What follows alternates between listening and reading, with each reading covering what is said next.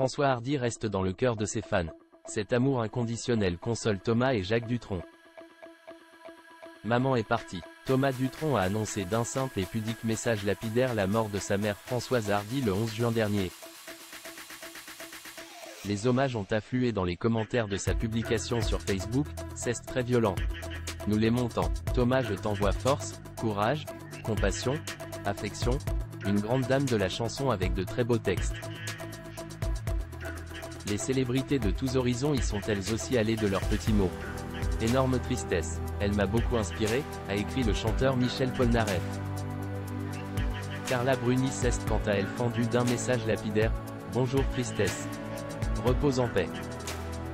Particulièrement bouleversée, Sheila dit pleurer aujourd'hui son âme sœur et confie être devenue une ombre qui marche dans un vide sidéral depuis avoir appris la triste nouvelle. Françoise Hardy, toujours dans les cœurs.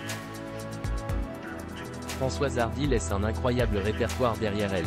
Ses plus grands titres tournent en boucle dans les oreilles des Français depuis son décès.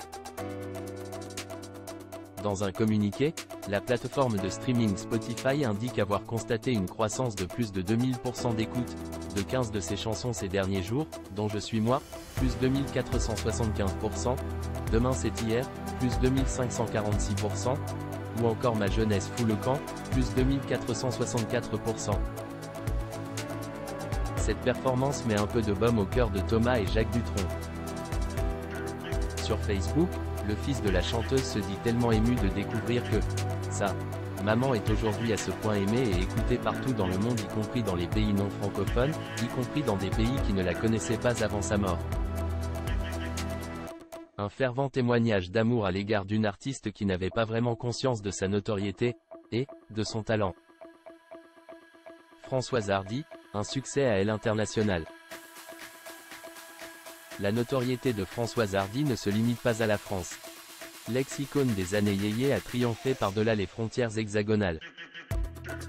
Signe de sa popularité à elle internationale, le magazine Rolling Stone l'a mentionné dans son classement des 200 meilleurs chanteurs en 2023, tandis que le groupe Blur avait collaboré avec elle sur la chanson To the End, la comédie, en 1994.